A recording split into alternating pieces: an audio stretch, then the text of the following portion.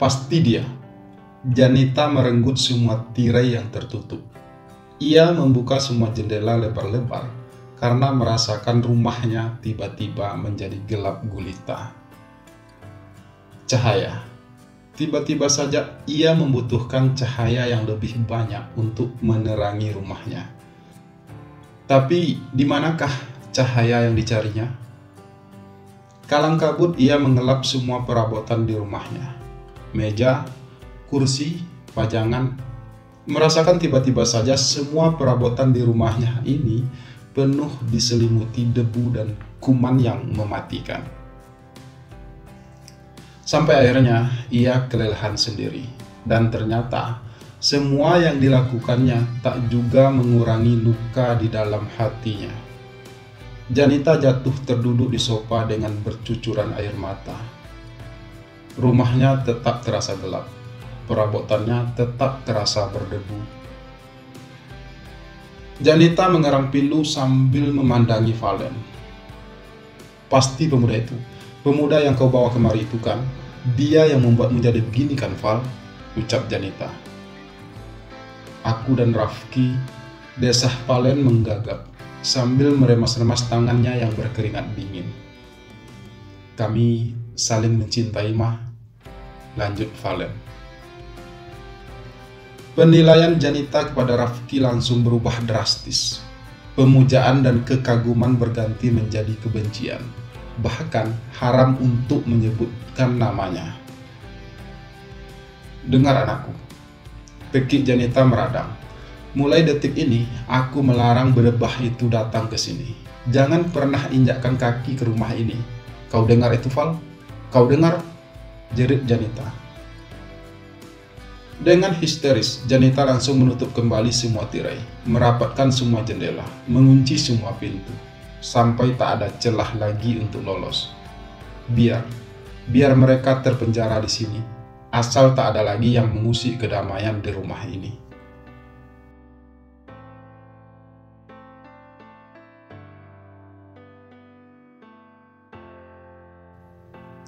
Ponsel Rafki berdering-dering. Sebuah nomor tak dikenalnya muncul di layar. Ragu-ragu Rafki menyahut. Halo, ucap Rafki. Kau bisa datang ke rumahku malam ini? Sambut suara di balik ponsel. Reyah, kurang ajar. Ia tahu sekali jika menggunakan ponsel atau telepon rumahnya yang dikenali Rafki pasti tidak mau menerima. Ada apa? Keluh Rafki tidak sabar. Aku telah menyiapkan kejutan untukmu, jawab Reyah di seberang sana dengan suara bahagia yang dibuat-buat. Kau pasti suka. Aku tidak perlu apa-apa lagi, Reyah, kata Rafki ingin secepatnya mengakhiri percakapan. Hubungan kita telah berakhir, lanjutnya. Please, Raf, jerit Reyah sebelum Rafki memutuskan sambungan. Sekali ini saja, apa tidak tersisa sedikit pun cinta di hatimu untukku? Apakah aku tidak boleh meminta untuk terakhir kalinya darimu? Lanjut Reyah lagi.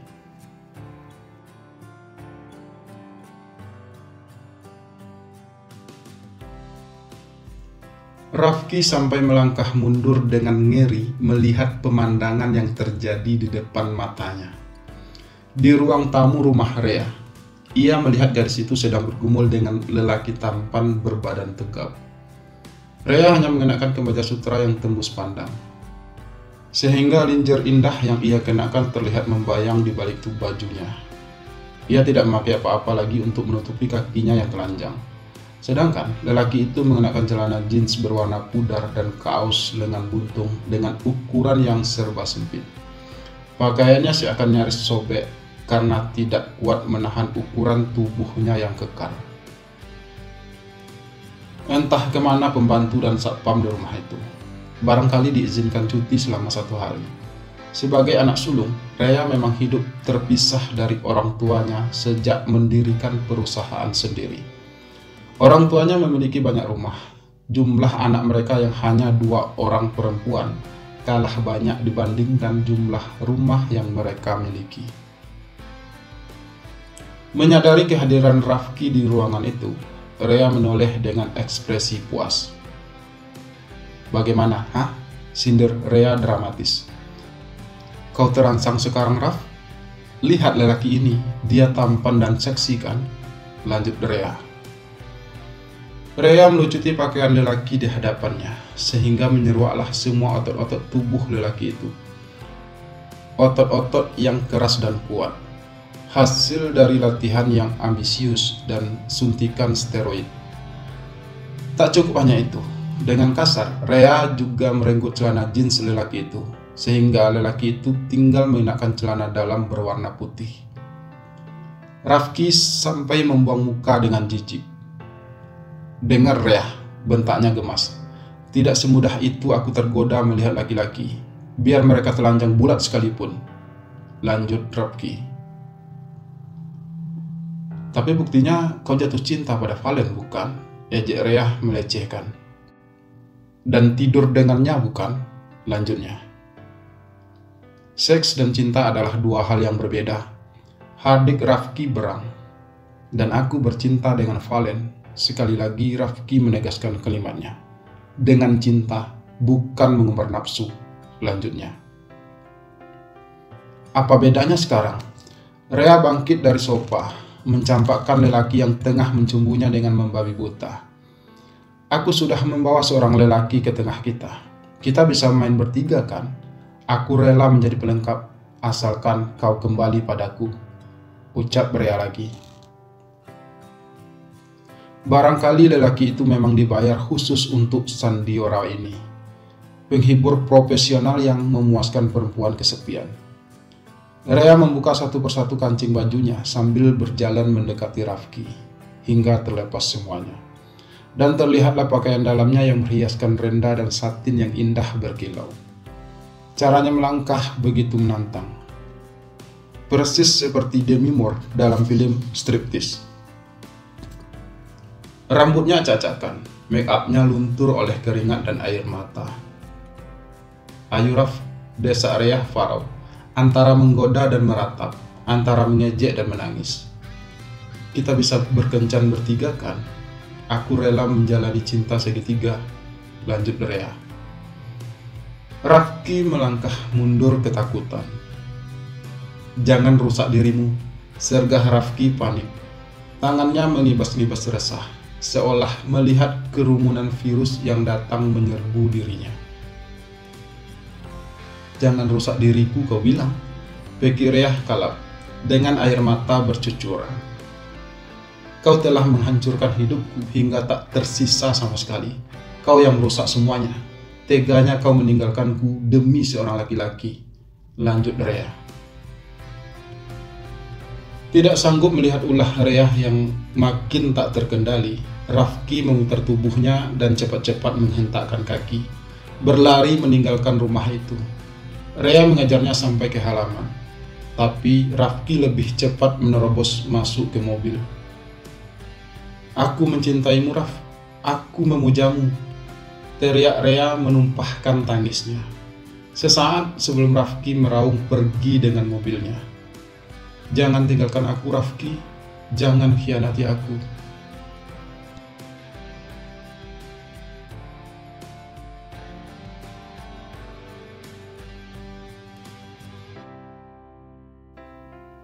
Kinan mengangkat telapak tangannya secepat kata hatinya memerintah.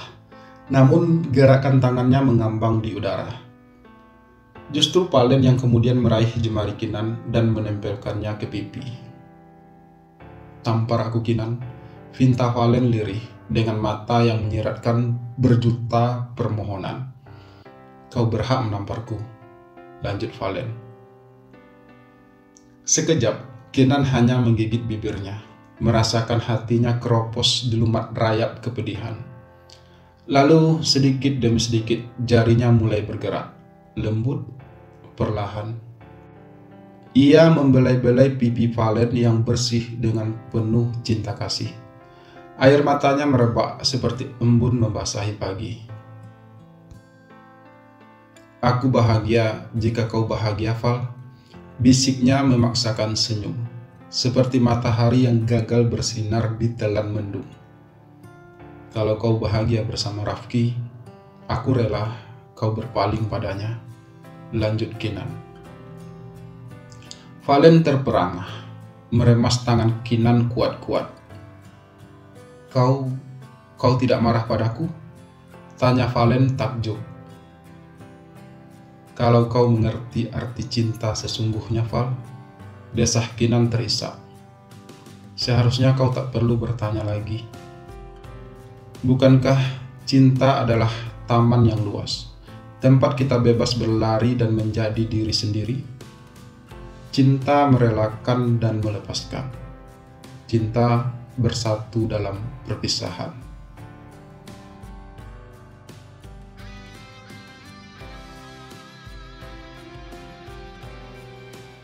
Mengapa, Valen? Tangis Janita menodai keheningan malam. Aku sudah melimpahimu dengan cinta. Tidak cukupkah semua itu? Lanjut Janita. Tapi, cetus Valen galau. Tapi, Mama tidak memberiku kasih sayang seorang ayah, dekapan dan kehangatan seorang laki-laki. Lanjut Valen. Aku korbankan diriku untukmu, anakku. Ratap Janita terseduh-seduh, mengungkapkan rahasia yang telah puluhan tahun disimpannya sendiri. Aku sengaja tidak menikah lagi karena aku tidak ingin membahagiakan diriku sendiri hanya dengan mencari suami yang lain. Karena aku tidak mau mencarikan ayah pengganti untukmu. Karena kupikir kau tidak akan bahagia jika dibesarkan oleh ayah tiri. Karena Janita menghentikan kalimatnya. Air mata Janita berguguran seperti kelopak daun kering yang luruh sia-sia diterbangkan angin. Ternyata aku salah. Ia meraung dalam penyesalan. Tahukah kau berapa ribu malam yang sunyi kulalui seorang diri? Tahukah kau betapa aku jatuh bangun untuk membesarkanmu tanpa seorang pun yang mendampingiku? Ternyata semua pengorbananku sia-sia. Ucap Janita lagi.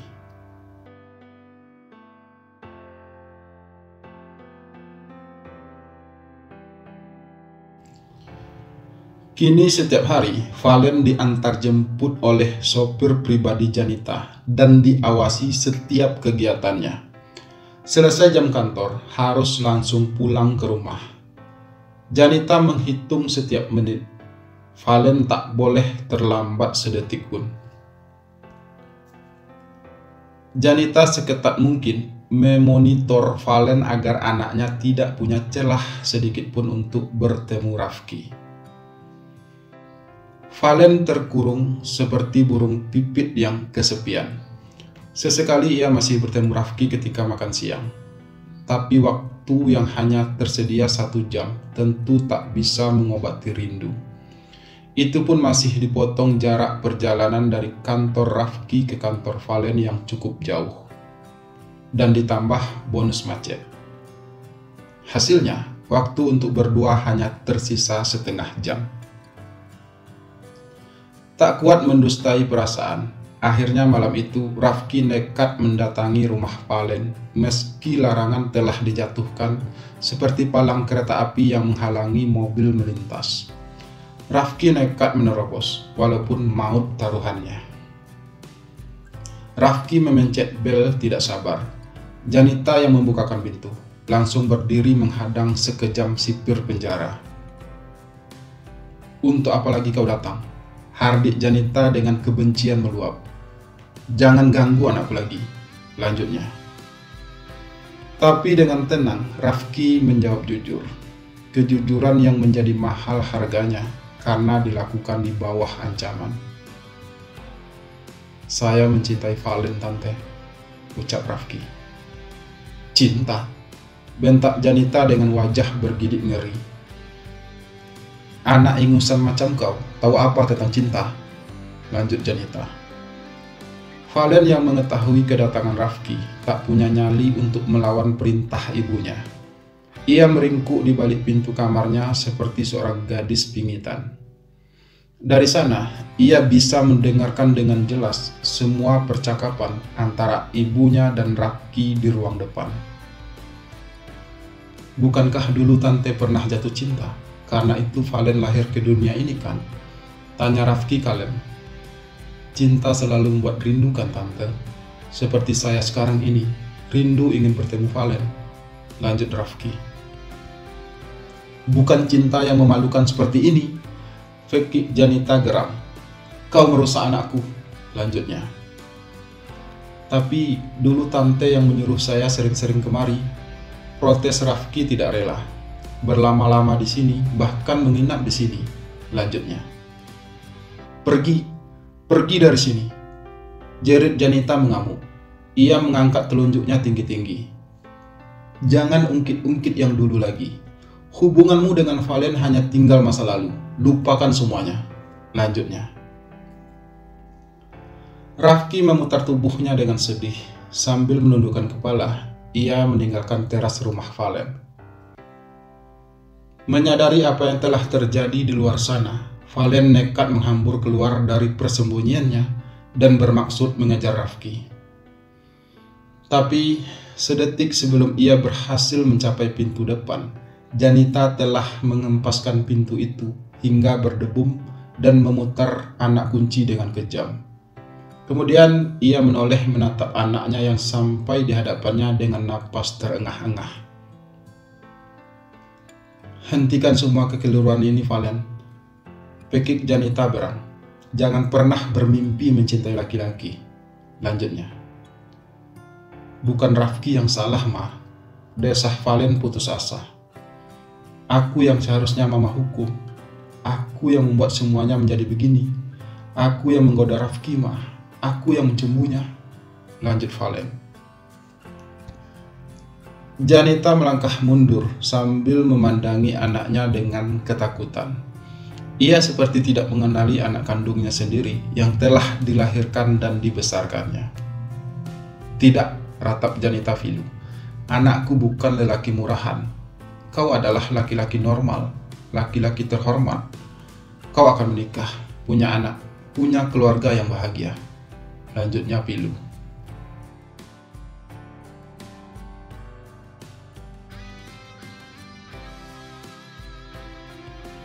Sepi yang menyekap malam, Janita berdiri tertegun di depan kamar anaknya.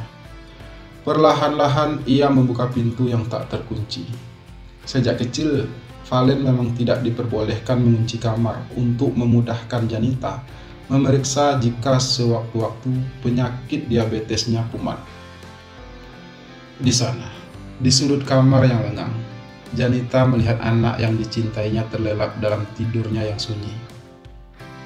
Janita ingin melangkah masuk, tapi membatalkan niatnya karena tak mau membangunkan Valen. Akhirnya, ia hanya menggapai-gapai dengan tangan gemetar dan merasakan air matanya merayap turun. Peristiwa 21 tahun yang lalu pun bergeser mundur ke hadapannya.